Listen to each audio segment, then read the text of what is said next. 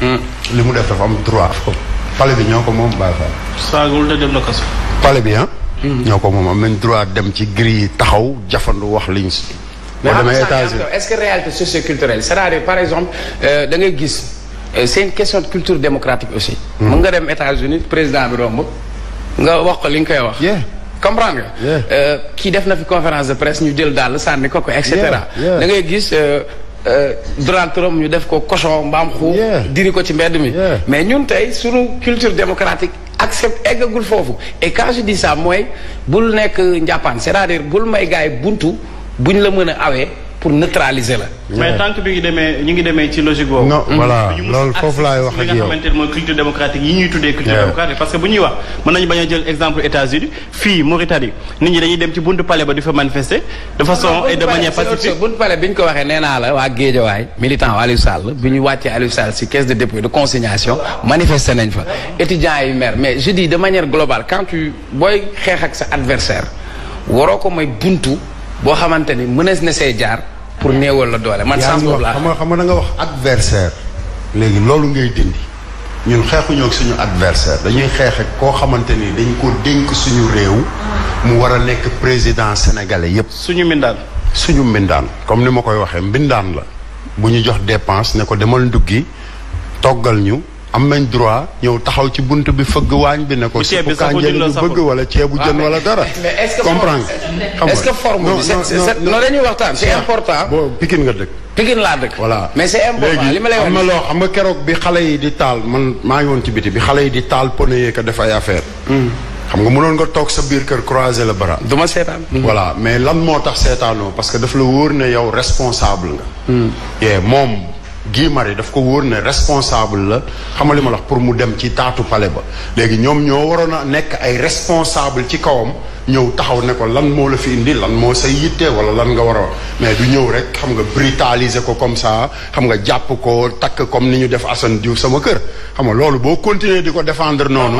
xoolal dinañ ko def say doom. non man je le dis ici. je suis à la télé procureur keneen laa ci. benn la nag ni ñu ñëwee noonu c'est du gangstérisme d'État. benn la banditisme d'État. c'est la même chose. man loolu man je le cautionne pas. benn par contre je cautionne pas les autres.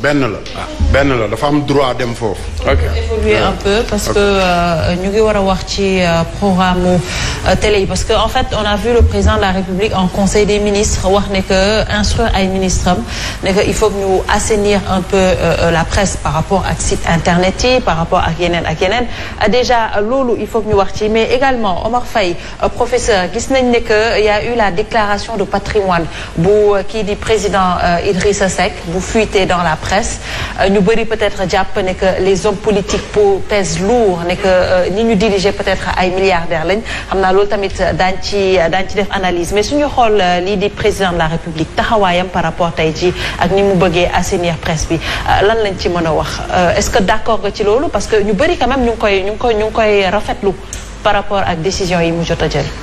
nee na man loolu aw ma ci dara lu may rafetlu man Macky Sall du def lu may rafetlu boo bëggee dégg-dégg. man moom directement. Assane Diouf dafa mel ni kon da ngay ñëw liste nag. non gis nga nit. munoo maanaam xam nga kër boo ko tabaxee. ba mu jekk xam nga meublé ko. xam nga bàyyi buntu kër gi peinturoo ko defoo ko dara xam nga image boobu la nit ñi di gis. mais boo peinturee buntu kër gi ba mu rafet def ay vitre dugaloo fa benn meuble lu nit ñi gis. xam nga li ma wax décoration buntu kër gi rek la ñuy gis xam nga dañ naan kër gi lépp a ngi fi. voilà Macky Sall dafa fekk si turam xam nga maquillé rek lay dunde xam nga na fexe ba xam nga li sénégalais yi gën a jàmbat fi mu toll nii mu jublu ci loolu ñun soxlawuñu ay ministres yi nañu jëf. parce que ñoom ñëpp kenn du ci wax dëgg ki leen jiite du wax dëgg. kon ñoom ñëpp kenn du ci wax dëgg. est-ce que c'est pas excessif tamit loolu noonu posture boobu ñu bëgg a taxawee.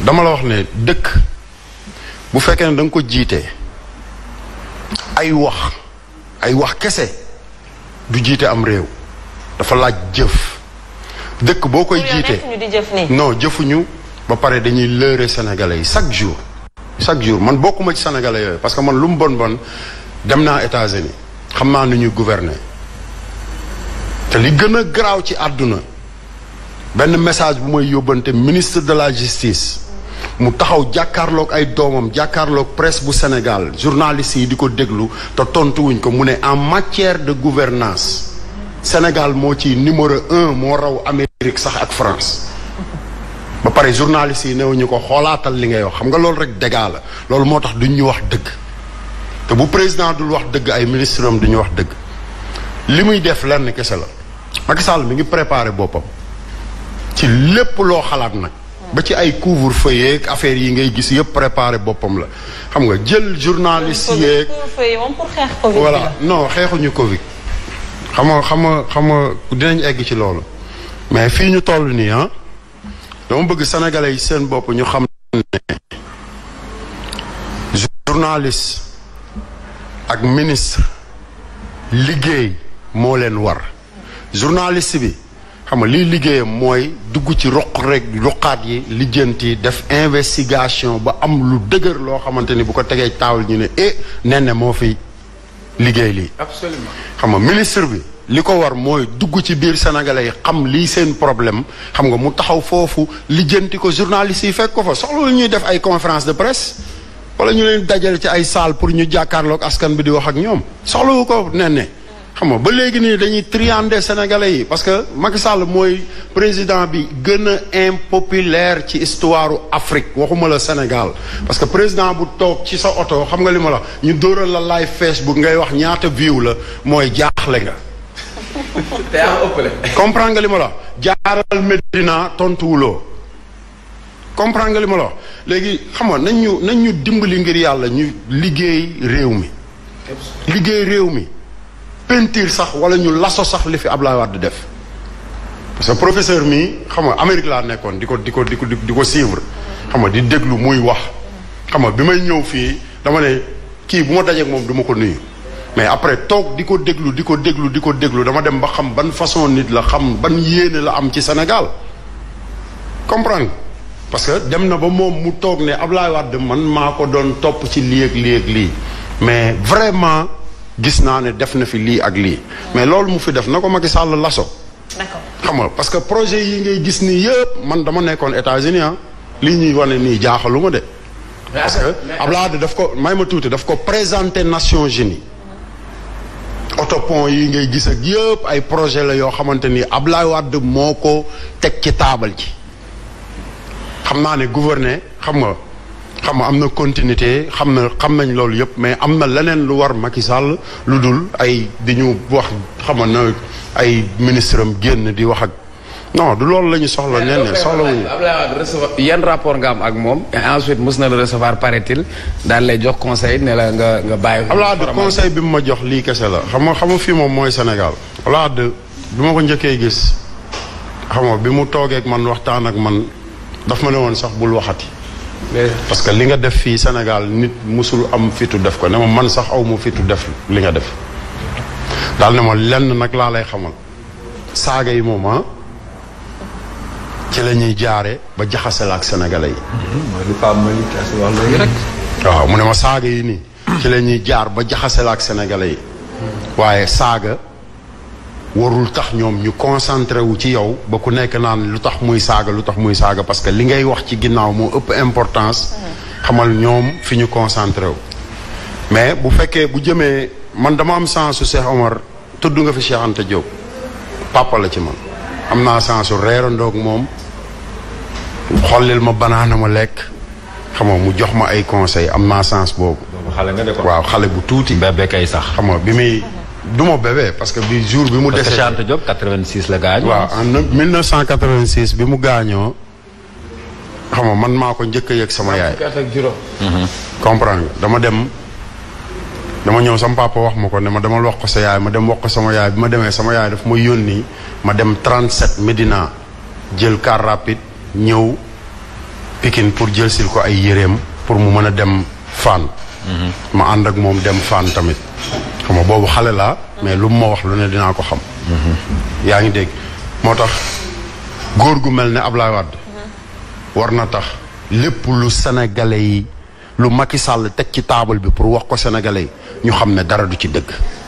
parce que bu fekkee ne yow ki nga xamante ni moo la yar loo am moo la ko defal poste boo mës a gérer moom moo la fa teg mënuloo ci moom sax jëf ju baax yee keneen koo dig na di nga ko defal lu baax doog ko defal man expérience boobu laa am. C'est important. Voilà. C'est important. Alors par rapport à la presse laata ñuy dugg ci wàllum politique bi yow naka nga ko gisee décision boobu une décision salutaire. man de terme yu mu si utilisé moo ma jaaxal. parce que bu ñu ñëwee voilà bu ñu ñëwee dañuy rétablir l'autorité de l'État. Donc quelque part autorité dafa effrité wu. te je pense pas que ni programme télé yi moo war a effriter li nga xamante mooy autorité de l'État et puis pourquoi sax ñuy wax waxu autorité de l'État beneen bu mu ci teg mooy cohésion nationale.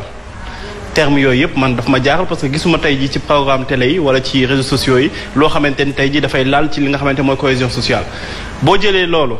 communiqué bi boo ko liirul ak li nga xamante ni moo fi jotoon a am surtout plateau bii. di lu mel yenn dérive yi am des fois ci internet. mais loolu du cohésion nationale du laalu autorité de l'État. qu'est-ce que ça peut amener fan la mën a da yegg. waaw loolu moom xam nga ci lu mu mën a indi rek moom mooy perversion bi nga xamante ne moom la ñuy wax généralisée mais amul loo xamante ne dafay la autorité de l'État autorité de l'État bu ñu koy wax mooy ci institution bi te loolu aussi boo liiree communiqué bi te fàttali ko woon ni fii nee na Aïcha dañ fi defoon numbelaan boo xamante ni dañ doon wax policier bu ñu rajee am na ay kaddu yu fi jug kaddu yooyu ñoom peut-être damay jàngat rek damay njort ni peut-être kaddu yooyu ñoom loolu nañu jàppee ni moom moo effrité autorité de l'État parce que dañu doon wax ni yéen a ngi seetaan ba institution bi ñu ngi koy commencer di fowee parce que bu ñuy commencer di jël yenn affaire confrères yi bëgg koo teg loolu dafay indi problème de cohésion nationale donc ñaari termes yooyu bu ñu ñëwee. kon pour yow Ndoumbelane dafa nekk ci ligne de miru État du Sénégal si je comprends bien. en tout cas man je dis ba ñu defee fii Ndoumbelane di waxtaanee policier bi.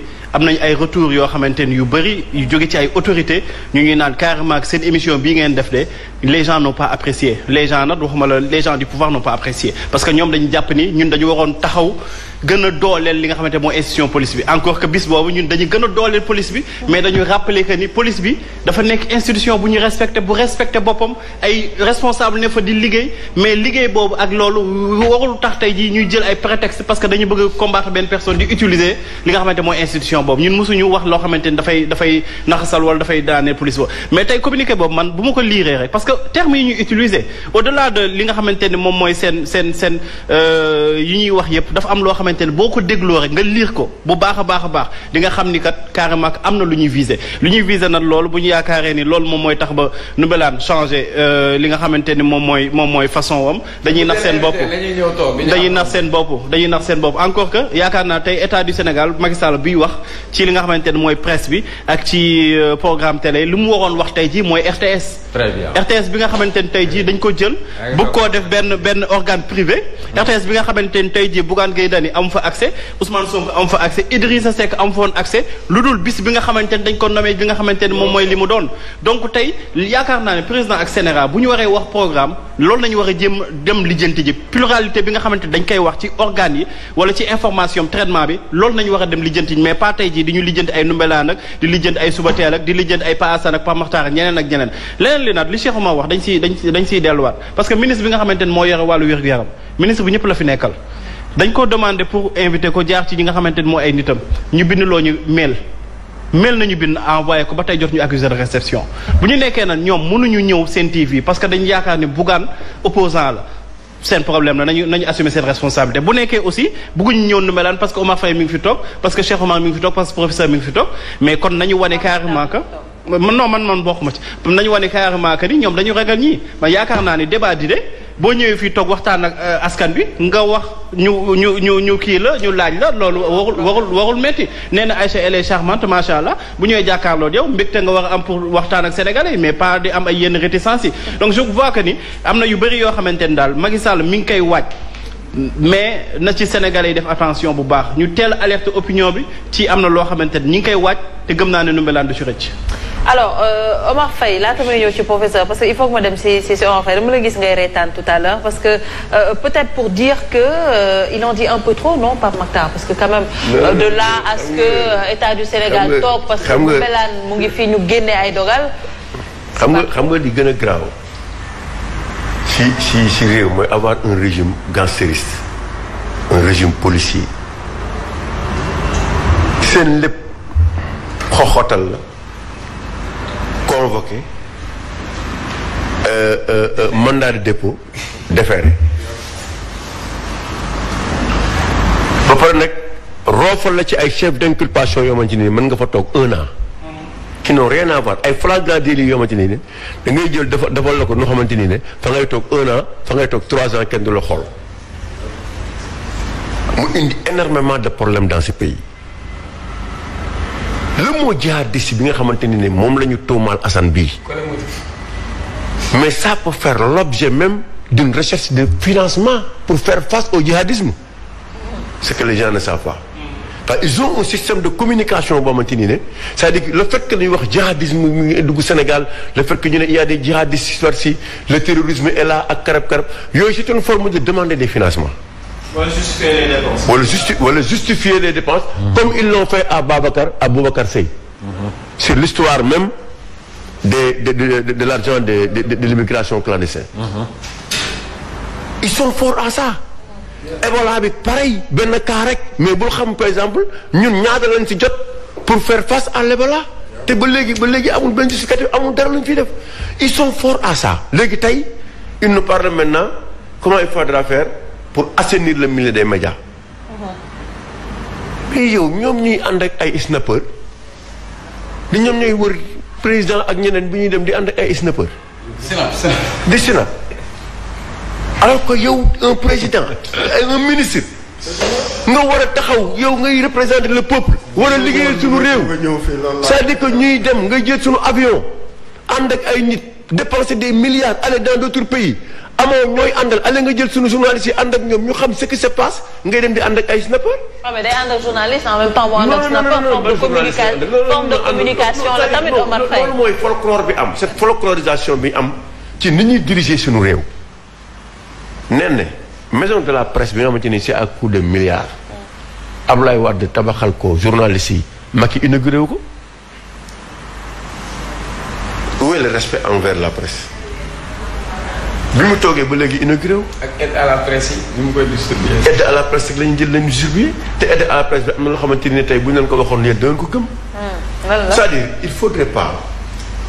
qu'il joue avec le peuple. nañu bàyyi Omar wax ko waaye wax ko comme mi ngi koy laaj wax ko wala mu wax ko. sa aide à la presse bi Bougane du ci jot Walfadjri du ci jot ñi koy jot xam nañ leen lu leer laa lay wax dafa am ñuñ koy jox. dafa am benn parti boo xamante ni ñoom ñoo koy gis ba gis leneen lu ci topp sax mais duñ ko jox Bougane parce que xam nañu ñun ñëpp xam nañ ni mu demee nen ne xam nañ ni mu demee fii Sénégal xam nga problème bi mooy bu fekkee ne dañ nekk ci réew moo xamante ni maanaam ñiy tàllal loxo ñoo ëpp ñiy xëy dem daani doo dafa am ñoo xamante ni bu ñu yeewoo bu ñu soloo xam nga ci kan laa jëm la ñuy wax tey.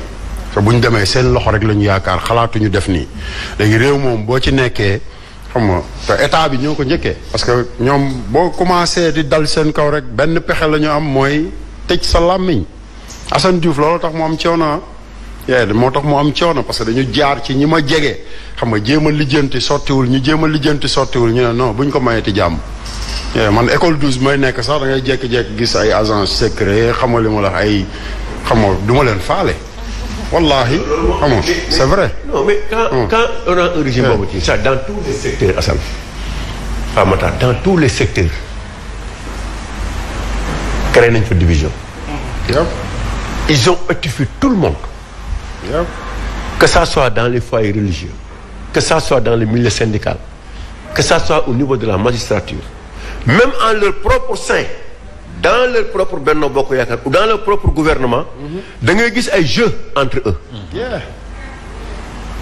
yu graaw yu xamante ni dafa am parce que sinon ñoom si la ñuy consolider seen pouvoir dinañu ñëw sur le patrimoine la déclaration de patrimoine dinañ si ñëw pour voir là à quel point même dans ce truc là il y a des jeux qui ont été menés or en ce moment les Sénégalais meurent comme des mouches on n'a pas d'eau. Les gens ne perçoivent pas le salaire. Les Sénégalais sont licenciés. Bolloré licencié beaucoup de Sénégalais. Sénégalais yëpp kenn liggéeyatul. léegi ñi ñu waxoon ñu toog seen i kër parce que il y a une situation pandémie léegi ñooñu sax bu weer deewee pour ñu fay ay 15 000 lañ leen di fay comme des retraités ou 20 000 francs.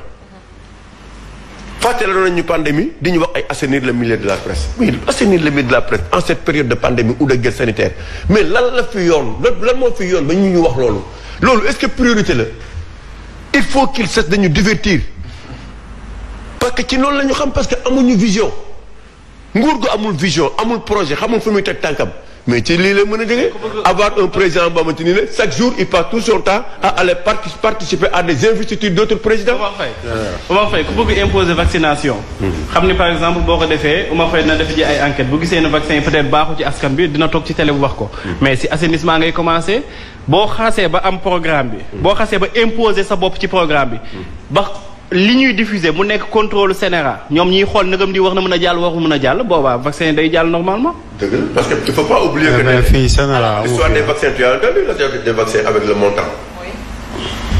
yow nee nga yaa ngi ci initiative COVAX. vaccin yi ñu lay jox dañ la koy may. dégg nga ñu ne le ministre des finances va débloquer entre 20 milliards. ba 385 milliards pour ñu am 1,5 million. 300 doses. xam nga yooyu di jouer avec le peuple di jël suñu xaalis di ko utiliser ci à des fins yoo ma ci yow xam nga ni li ngay wax nii sax gëmoo ko c'est dangereux. Imaginez 100 et quelques milliards nga xam ne mën nga ci tabax 3 hôpitaux de dernière génération. nit ñi mën a faju nga defar dalal jàmm defar lépp sénégalais yi le secteur de la santé personnel bi nekk dans de bonnes conditions matériel bi nekk fii nit ñi commencé faju ku nekk seen xel xaw a nokkiwaat ñu seen xel xaw a dal ngay ñëw di bëgg jël lu mat ay 100 et quelques milliards nga ne da ngay jënd dose si dose boo xamante nii ne kenn xamul ba xam baax na wala baaxul ça devient grave mais baaxul.